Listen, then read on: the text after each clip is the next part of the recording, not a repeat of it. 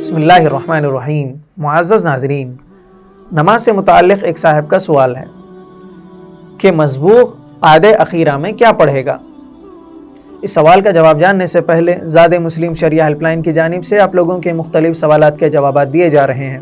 آپ لوگ کو بھی اگر کوئی سوال پوچھنا ہے تو اسکرین پر دیے گئے نمبر پر ٹیکسٹ میسج یا پھر آڈیو میسج کر کے اپنے سوالات پوچھ سکتے ہیں، انشاءاللہ آپ کی بھی رہنمائی کی جائے گی۔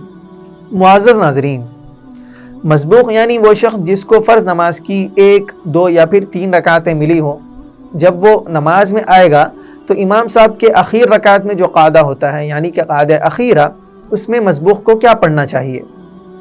فقہاء کرام کہتے ہیں کہ مسبوق کو اخیر قعدے میں یعنی قعدہ اخیرہ میں صرف تشہد پڑھنا چاہیے، اس کو درود شریف اور دعائے معصورہ نہیں پڑھنا چاہیے کیونکہ اس کی نماز ابھی مکمل نہیں ہوئی ہے۔ علماء کرام کہتے ہیں کہ مسبوق کو قعدہ اخیرہ میں تشہد اس مقدار سے پڑھنا چاہیے کہ وہ تشہد آہستہ پڑھتے رہے اور امام صاحب جب تک سلام پھیر دے۔ یہ تھی ایک صورت۔ دوسری صورت یہ ہو سکتی ہے کہ اگر مسبوق قعدہ اخیرہ میں تشہد مکمل کر لے، اس کے بعد پھر وقت بچا رہے تو اس کے اندر اشہد ان لا الہ الا اللہ کو دہراتا رہے یہاں تک کہ امام صاحب سلام پھیر دے۔